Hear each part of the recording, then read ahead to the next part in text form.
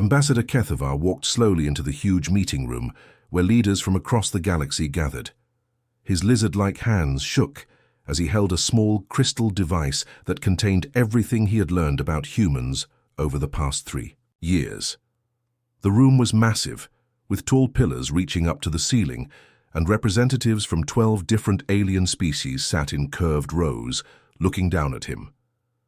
As soon as Kethavar started speaking, the room filled with strange sounds, clicking, buzzing, and chittering noises as the aliens made fun of what he was saying. They didn't take him seriously at all. "Listen to me, please," Kethavar said, his voice getting louder. "I have spent years watching humans, studying their history, understanding how they think. These creatures are nothing like any species we have ever encountered before. When you push them into a corner, they don't give up like normal beings would. Instead, they find new ways to fight back. When you defeat them in battle, they don't stay defeated. They study what went wrong, they learn from their mistakes, and they come back stronger."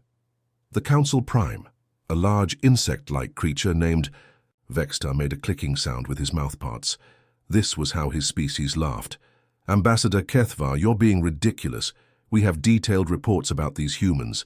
They can barely travel between their own planets. Their weapons are simple and outdated. Their governments fight each other constantly. Half the time they're trying to destroy themselves without any help from us." But Kethavar wouldn't give up. His voice started to crack with emotion as he tried to make them understand. "That's exactly what makes them so dangerous. You're only looking at what's obvious.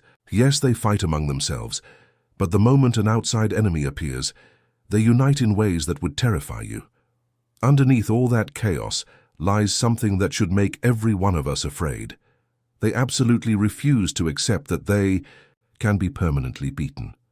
The ambassador's scales changed color slightly, a sign of how stressed he was feeling.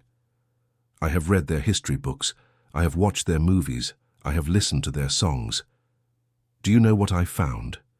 Every single story they tell themselves is about overcoming impossible odds. Every hero in their legends is someone who refused to quit when everything seemed hopeless. This isn't just entertainment for them. This is how they see themselves." Vextar's mandibles clicked again, but this time with annoyance rather than amusement. "I've been studying their fiction, Ambassador. Stories aren't reality." "But stories shape reality," Kethavar shot back. "These humans have created a culture where giving up is considered the worst possible thing you can do. They have sayings like never surrender and victory or death. They celebrate people who die fighting rather than those who surrender and live." The other representatives were getting restless. Some were making hand gestures that meant they wanted the ambassador to hurry up and finish talking. Others were whispering to each other in their own languages. Kethavar could see he was losing them, but he had to try one more time. "Please, honored representatives, I am begging you to reconsider this invasion. I know our military is stronger. I know our technology is better.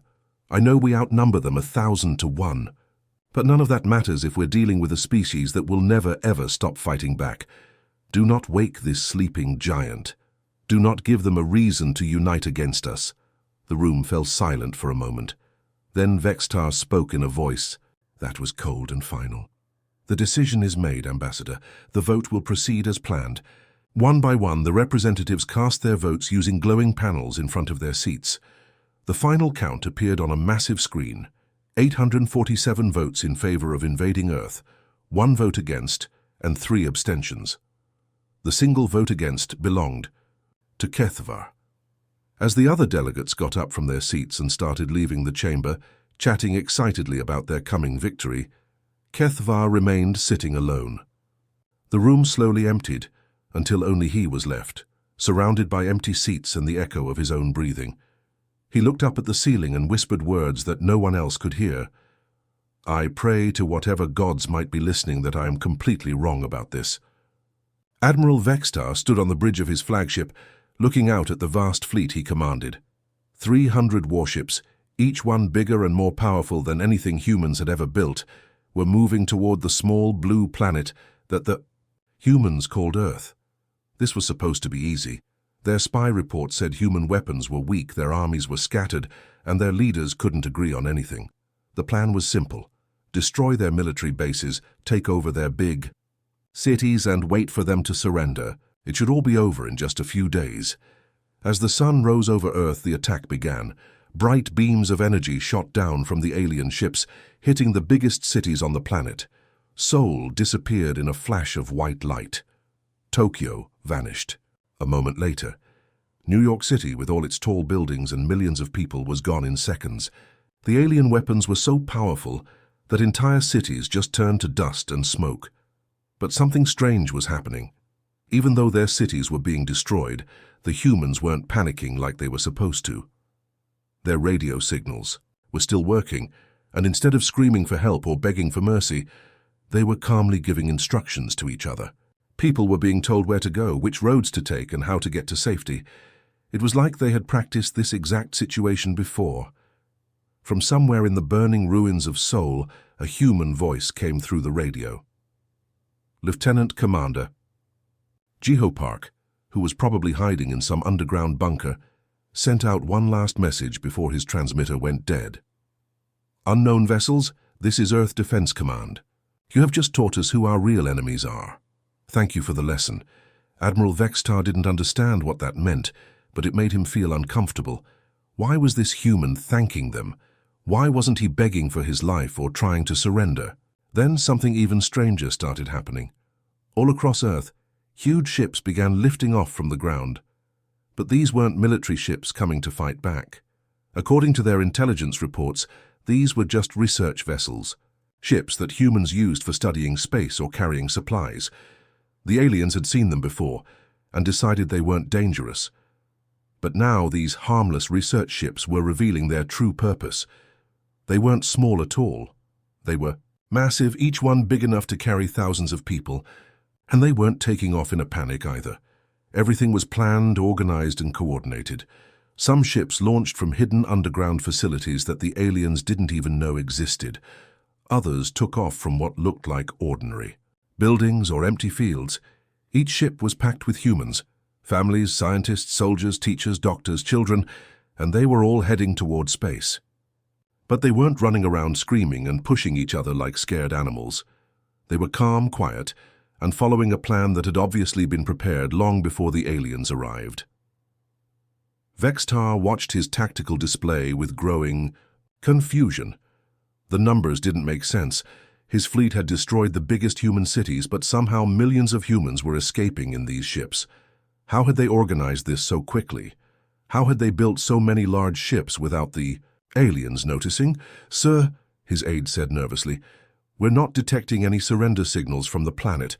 The humans aren't trying to negotiate or give up. They're just leaving." Vextar's mandibles clicked together as he thought about this. Every other species they had conquered had either fought back immediately or surrendered right away. But the humans were doing something completely different. They were evacuating their entire population with military precision, as if they had been planning for this exact scenario for years. "Let them run," Vextar finally decided, trying to sound confident. "We control their planet now, that's what matters." But deep down, he couldn't shake the feeling that something was very wrong. The humans were acting like this was just the beginning of something, not the end. 6 days after the first alien ships appeared in Earth's sky, the planet was officially conquered. Admiral Vextar should have felt proud as he walked through the empty streets of Seoul, but instead he felt confused and uneasy. The city was completely abandoned, but not destroyed like he expected. Buildings stood intact. Cars were parked neatly along the sidewalks, and there were even still flowers in some of the window boxes. It looked like everyone had simply packed up and left in an orderly fashion. He picked up a child's toy from the sidewalk, a small stuffed animal that someone had dropped while leaving. The streets should have been filled with rubble and bodies after a proper conquest, but instead they were just empty. Clean and empty. The few human soldiers they had encountered barely fought back at all. They would fire a few shots, slow down the alien advance for an hour or two, then disappear to the next position. It was like they were just buying time for something else to happen. "Where is everyone?" Vextar muttered to himself as he walked past an abandoned coffee shop. The chairs were still arranged around the tables, and there was even fresh bread still on the counter, as if the owners had left just minutes before. Meanwhile, far out in space, Captain Minho Lee stood on the bridge of a massive ship called the New Haven. Through the large windows, he could see Earth getting smaller and smaller as they traveled away from home. But he wasn't looking back with sadness. He was looking at the holographic displays all around him that showed dozens of glowing dots scattered across the galaxy. Each dot represented a secret human colony that had been built over the past 20 years. Not vacation spots or research stations, but fully equipped settlements designed to house millions of people. 47 different locations, each one hidden in remote parts of space, where the aliens would never think to look. "Sir," said Communications Officer Hannah Kim from her station, "I'm getting confirmation signals from all evacuation fleets. Every ship has reached its designated colony safely. No losses reported." Captain Lee allowed himself a small smile. "Excellent. Send the activation signal to all colony commanders. Tell them Phase 1 is complete, and they should begin Phase 2 immediately." Hannah's fingers moved quickly over her control panel, sending coded messages to all 47 colonies at once. The message was simple but important. The enemy has revealed themselves. Now we learn everything about them. What the aliens didn't realize was that this had all been planned for decades. Ever since humans first detected alien signals from space, they had been preparing for the possibility that those aliens might not come in peace. While some governments publicly talked about peaceful first contact, other people had been quietly building escape routes and backup plans. Back on Earth, in a detention facility that used to be a human prison, Ambassador Kethvar sat in a small cell watching news broadcasts on a wall monitor. The alien news reporters were celebrating their great victory, showing footage of empty human cities and talking about how quickly the conquest had been completed. But Kethvar noticed things that the other aliens missed. In every shot of human buildings, all the computer screens were blank. Every laboratory they showed was completely empty, not just of people, but of all equipment and research materials. Every library had been cleared out. Every government building had been stripped of all important documents. They took everything with them, he whispered to himself in amazement. Every piece of technology, every scientific discovery, every bit of knowledge they had accumulated over centuries, it's all gone. The more he watched, the more he understood what had really happened. The humans hadn't been defeated at all. They had made a strategic choice to abandon their home planet and relocate their entire civilization to places where they could regroup and plan their next move. "The scattering is complete," Kethvar said quietly, finally understanding the true genius of what the humans had done. They didn't lose this battle. They simply chose where the real war would be fought. The aliens thought they had won by taking an empty planet, but the humans had taken something much more valuable: time, space, and the element of surprise for what would come next. 6 months had passed since the aliens took over Earth, and they thought everything was going perfectly. Their supply ships moved freely between planets, carrying food, weapons, and materials to keep their massive fleet running. The hegemony leaders were already planning victory celebrations and deciding how to divide up human territory among themselves. Then, without any warning, something impossible happened. A supply convoy traveling from Vega Prime, 12 huge cargo ships protected by 4 military escorts, simply disappeared. One day they were there, sending regular status reports, and the next day there was nothing but floating debris and panicked radio messages that cut off in the middle of sentences. Commander Suki Choi floated in zero gravity inside her salvage ship, called the Determination, carefully examining pieces of alien wreckage that her crew had collected from the attack site. She was wearing a specially designed spacesuit that allowed her to work with delicate equipment while moving through the ship's cargo bay where all the alien debris was stored. "Bring me everything that looks important," she told her team. "Every piece of metal, every computer chip, every wire. I want to understand how their technology works." Her crew moved efficiently around her, using magnetic tools to gather pieces of alien hull plating, power systems, and weapon components. These weren't just random parts. They were carefully selected pieces that could teach humans how alien technology functioned. Engineer Taiho Nam, who had been one of Korea's top military technology experts before the invasion, was studying a strange glowing crystal that had been pulled from an alien weapon system. "Commander, this is incredible," he called out excitedly. "Their energy weapons don't work like ours at all. They use some kind of crystalline matrix that focuses energy in ways we've never seen before." Suki pushed herself through the zero gravity to look at what he had found. The crystal was about the size of her fist and seemed to pulse with internal light. "Can we figure out how to make our own?" "Better than that," Taiho replied with a grin. "I think we can improve on their design. Look at these energy readings. They're wasting almost 30% of their power output because of inefficient crystalline alignment." This was exactly what Suki wanted to hear. "Then we don't just copy what they built, we make it better." All around them, similar scenes were playing out on dozens of hidden human colonies scattered across the galaxy. Each colony had become like a giant research laboratory where human scientists and engineers worked day and night to understand alien technology. But they weren't just trying to copy what the aliens had built, they were trying to improve on it. The pattern was always the same.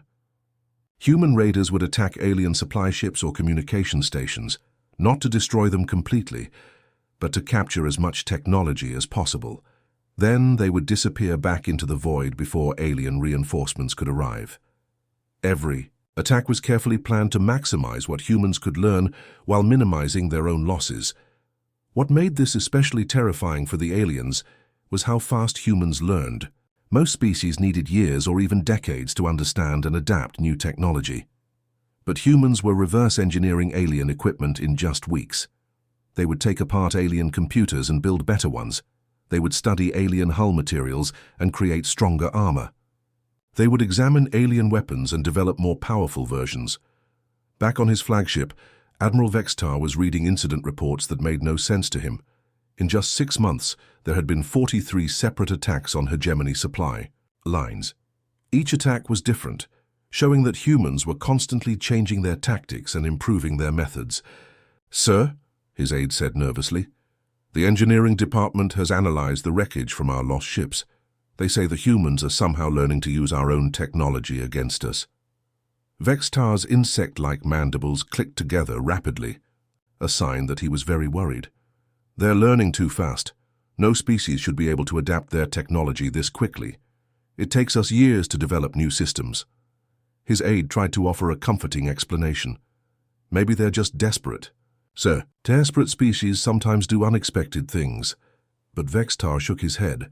"No, look at these attack patterns. This isn't desperation. This is methodical, systematic learning. They're treating every battle like a school lesson." 1 full year had passed since humans scattered across the galaxy, and they had transformed into something the aliens had never encountered before. The peaceful research colonies had evolved into deadly hunting packs, each one equipped with ships that could now match alien technology through months of careful study and brutal experimentation. Captain Yuna Lim sat in the command chair of her ship, the Retribution, which looked nothing like the research vessel it had once been. The hull was now covered in alien armor plating that her engineers had improved upon, and the weapon systems were a hybrid of human creativity and alien power. Sources: her crew of 23 people had all volunteered for the most dangerous job in the human fleet, striking deep into enemy territory where no backup would come if things went wrong. "Captain," called out Weapons Officer Kyung, "Oh," from his station, "I've got a target on our sensors. Hegemony diplomatic convoy moving through the Rigel sector. 1 main ship carrying their ambassadors, 3 military escorts." Yuna studied the tactical display in front of her. The alien ships were massive compared to her destroyer, but she had learned that size wasn't everything in space combat. "Perfect. Target," she said quietly. "Remember everyone, we're not here to blow up ships, we're here to blow up their confidence in their own safety." The Retribution moved silently through space, its stealth systems making it nearly invisible to alien sensors. This technology had been reverse engineered from captured alien scout ships, but human engineers had made it work better than the original. The aliens had built their stealth systems to hide from other aliens. They never expected humans to improve on the design. "All stations ready," Yuna announced. "Begin the attack." What happened next lasted exactly 4 minutes and 17 seconds. The Retribution appeared out of nowhere, fired precisely targeted shots that disabled the diplomatic ship's engines and communications, then vanished again before the escort. Ships could even figure out where the attack was coming from. The alien guards fired wildly into empty space, while their diplomatic vessel drifted helplessly. But here was the most terrifying part for the aliens. The humans didn't finish them off. They could have easily destroyed all 4 ships, but instead they let the escorts escape. Yuna wanted those alien pilots to fly back to their bases and tell everyone exactly what had happened. She wanted them to spread the word that nowhere in space was safe anymore. This same pattern was happening all across the galaxy. Human hunter packs would appear without warning at trade routes, supply convoys and communication relays. They would strike with surgical precision, cause maximum psychological damage, and then disappear like ghosts. The aliens' greatest advantage, their huge territory that spanned dozens of star systems, had suddenly become their greatest weakness. Every single star system was now a potential ambush site. Trade ships started traveling in larger and larger groups, hoping that numbers would provide safety. But the humans adapted to this too, using coordinated attacks from multiple ships to overwhelm even heavily protected convoys. Alien merchants began refusing to travel certain routes altogether, which caused supply shortages throughout the hegemony. Back on his flagship, Admiral Vextar was reading reports that made his mandibles click nervously. In just 1 week, there had been 17 successful human raids across completely different parts of the galaxy. Some attacks happened within hours of each other in star systems that were hundreds of light years apart. How is this possible? He demanded from his intelligence officers. How are they coordinating attacks across such vast distances? How are they everywhere at once? His intelligence chief, who had been studying human tactics for months, offered a disturbing explanation. Sir, we believe the humans have fundamentally changed how they think about warfare. Most species, including us, react to what's happening right now. We see a threat and respond to it, but the humans seem to be thinking in decades rather than days. Vextar didn't understand. What does that mean? It means these colonies aren't just responding to our actions, sir. They're anticipating what we'll do years from now and preparing for it today. They're fighting a war that hasn't even started yet. The alien leaders were getting frustrated and angry. After months of surprise attacks from human raiders, they decided to respond the only way they knew how, with overwhelming force and brutality. If humans were hiding on remote planets, then they would destroy every planet that might be harboring human colonies. Their logic was simple. No planets meant no humans. The hegemony fleet began systematically destroying entire worlds based on nothing more than suspicion. If their sensors detected any unusual activity, if there were any reports of strange ships in the area, if the local population seemed nervous about something, the planet would be targeted for complete annihilation. Billions of innocent alien civilians died alongside any humans who might have been hiding there. But the aliens quickly discovered that their brutal strategy was backfiring terribly. For every world they destroyed, human attacks increased rather than decreased. It was like trying to put out a fire by pouring gasoline on it. Destroy one suspected human base, and suddenly 2 vital alien supply depots would explode. Wipe out a planet where humans might be hiding, and 3 alien communication networks would mysteriously crash. Colonel Hyunwoo Kang stood in the command center of a ship that didn't officially exist on any records. The vessel was hidden inside, a massive asteroid that had been hollowed out and converted into a secret base. Around him, dozens of holographic displays showed the real-time positions of every major alien fleet across the galaxy. His intelligence network had grown so sophisticated that he often knew where alien ships were going before their own captains received their orders. "Sir, look at this pattern," said one of his analysts, pointing to the displays. "They're moving their fleets in larger and larger groups. They're pulling ships away from border patrol duty to protect their core worlds." Hyunwoo nodded approvingly. "They're getting desperate." "Good. Desperate enemies make mistakes, and mistakes create opportunities." Lieutenant Yun-Bi Song approached, him with a data pad containing the latest intelligence reports. Her face was grim, and Hyunwoo could tell immediately that she was bringing bad news. "Sir," she said quietly, "we've received confirmation about the Kepler 438 system. They destroyed the entire colony. 300,000 civilians, Men, women, children. None of them were even fighters. They were just families trying to build their new life. For a moment, Hyunwoo's professional composure cracked. His jaw tightened and his hands clenched into fists. Those weren't just numbers on a report. They were real people with real families who had trusted him to keep them safe. Then, "We stopped playing games," he said, in a voice that was calm but filled with cold determination. "Send the activation signal to all hunter groups across the galaxy. Tell them Operation Harvest begins immediately." What happened next was unlike anything the hegemony had ever experienced in centuries of conquest. This wasn't traditional warfare, with fleets of ships shooting at each other in space. This was something far more subtle and terrifying. Human infiltrators began appearing on alien worlds throughout the hegemony. But these weren't soldiers trying to conquer territory. They were saboteurs who had learned to blend in perfectly with alien populations. Humans had always been remarkably adaptable, able to survive in almost any environment, and now they were using that ability to disappear into alien societies. Some humans had undergone surgical modifications to look more like the local alien species. Others used advanced disguise technology stolen from alien ships. Many simply relied on the fact that most aliens couldn't tell one human from another and assumed they were just another species of worker or refugee. These infiltrators didn't attack immediately. Instead, they got jobs in power plants, communication centers, transportation hubs, and supply depots. They worked quietly for months or even years, learning the systems, gaining trust, and waiting for the perfect moment to strike.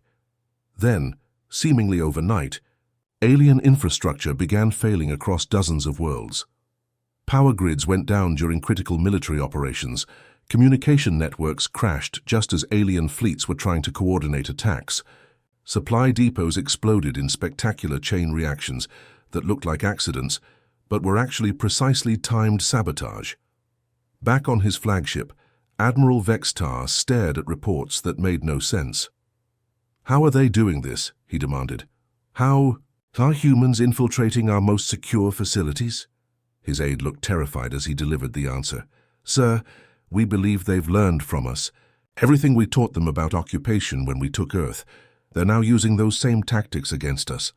2 years had passed since the aliens first attacked Earth, and humanity was finally ready to reveal what they had been building, in secret.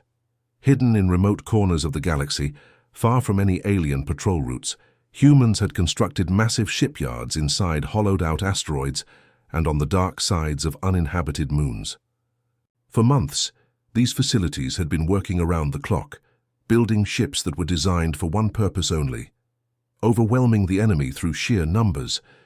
The ships that emerged from these hidden factories weren't beautiful or elegant like alien vessels. They looked rough and functional, built from whatever materials humans could salvage or steal. Some were constructed from the hulls of old cargo ships that had been heavily modified. Others were completely new designs that prioritized speed and firepower over comfort or protection. What made them terrifying wasn't their individual power, it was how many of them there were. Admiral Seung-Hoon Park stood on the bridge of his flagship, the Endurance, watching as more than 200 ships formed up around him in perfect formation. Each ship was crewed by volunteers who had very personal reasons for being there.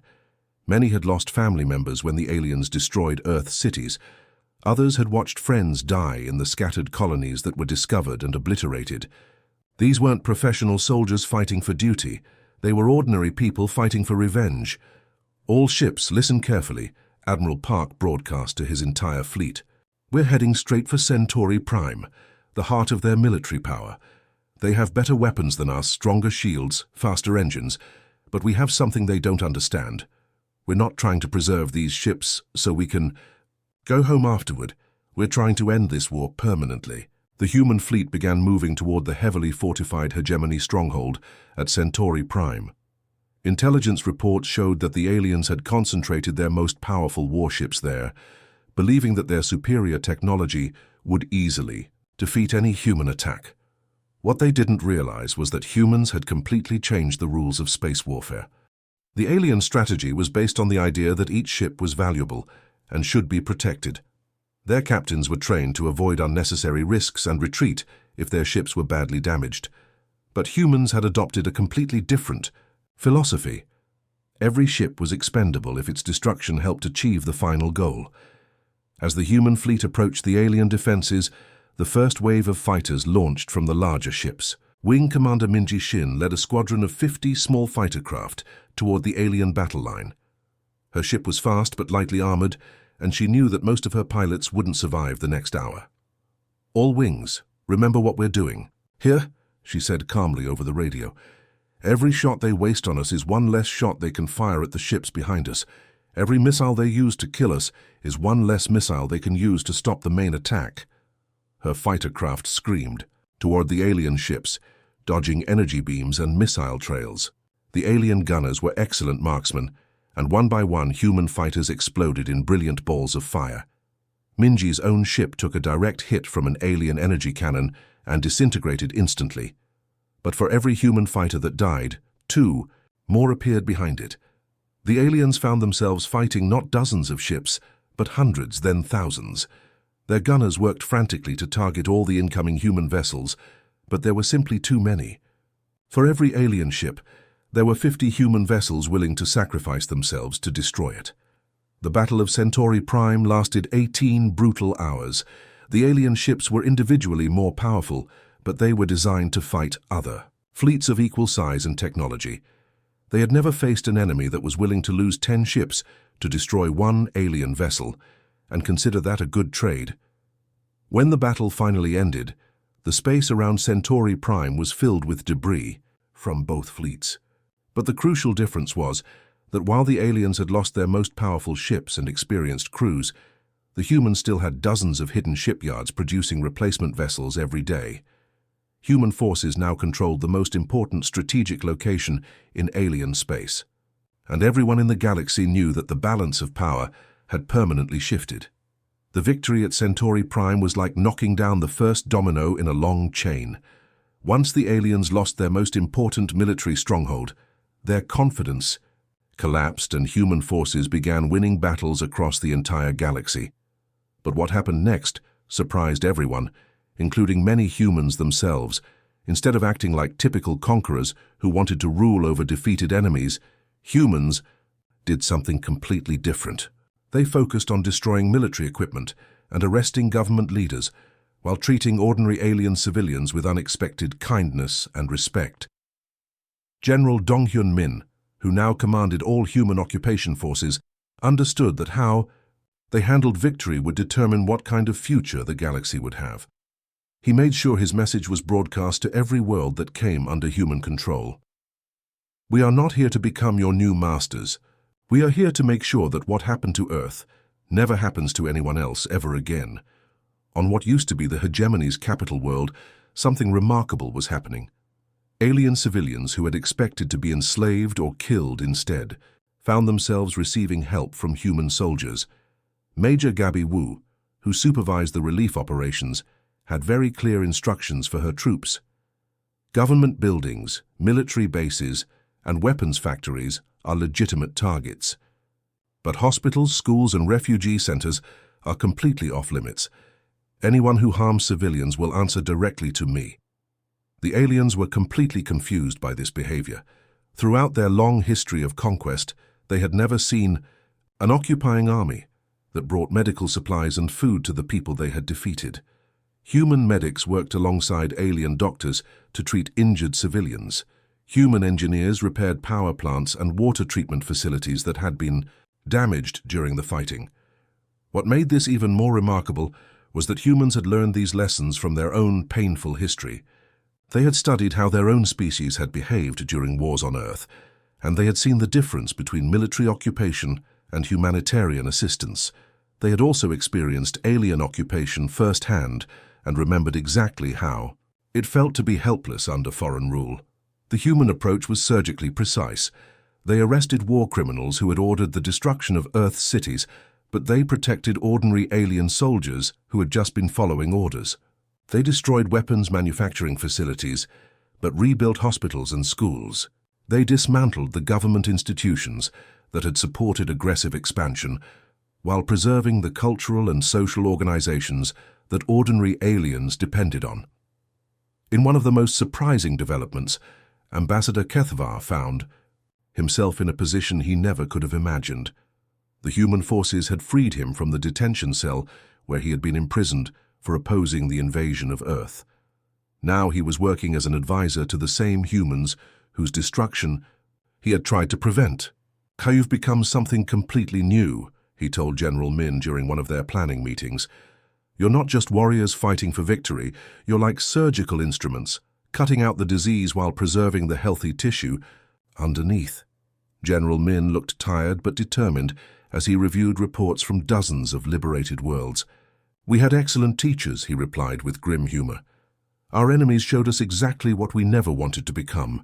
We saw how they treated conquered populations, and we decided to do the opposite. What the humans understood, and what made them so effective, was that lasting peace couldn't be built on fear and oppression. They had learned that the best way to prevent future wars was to win the hearts and minds of ordinary people, while completely destroying the military and political systems that made aggressive expansion possible." The galaxy was witnessing something unprecedented. A conquering force that was more interested in justice than revenge, more focused on building than destroying, and more committed to preventing future conflicts than punishing past enemies.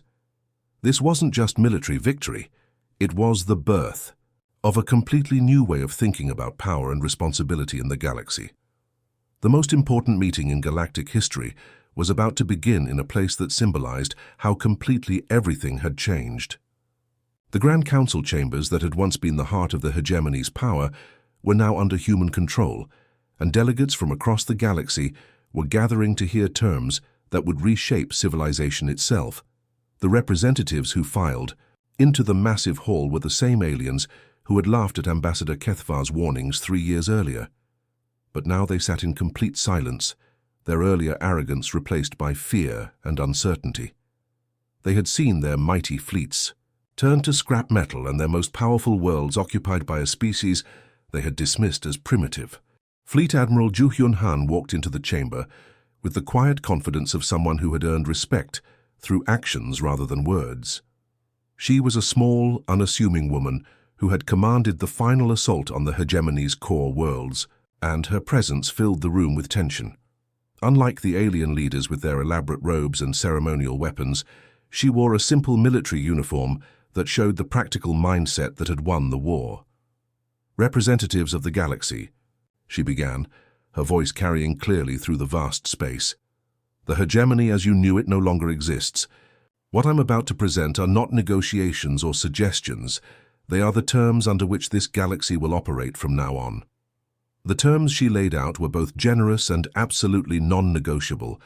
The hegemony would be completely disbanded, with all its military forces either destroyed or absorbed into a new peacekeeping organization under human oversight. Any species found guilty of war crimes would face justice through fair trials, but those who had simply followed orders would be allowed to return to peaceful lives. Most importantly, aggressive expansion by any species was now permanently banned. Humans would establish monitoring stations throughout the galaxy to ensure that no civilization could ever again build the kind of massive war machine that the hegemony had created.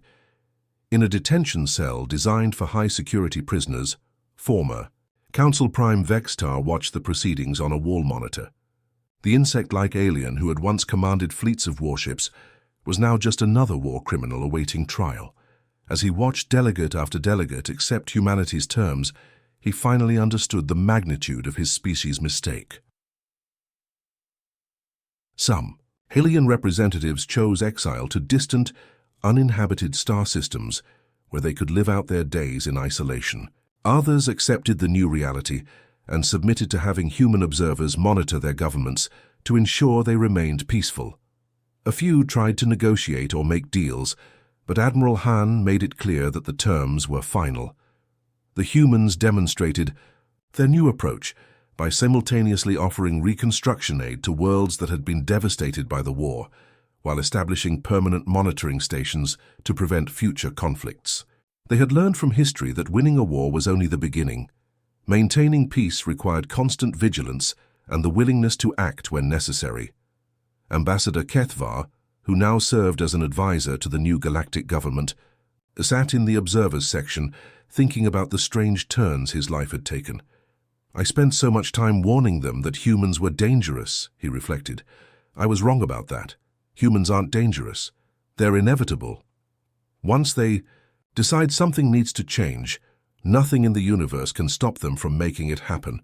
Admiral Han's final message to the galaxy was broadcast to every inhabited world.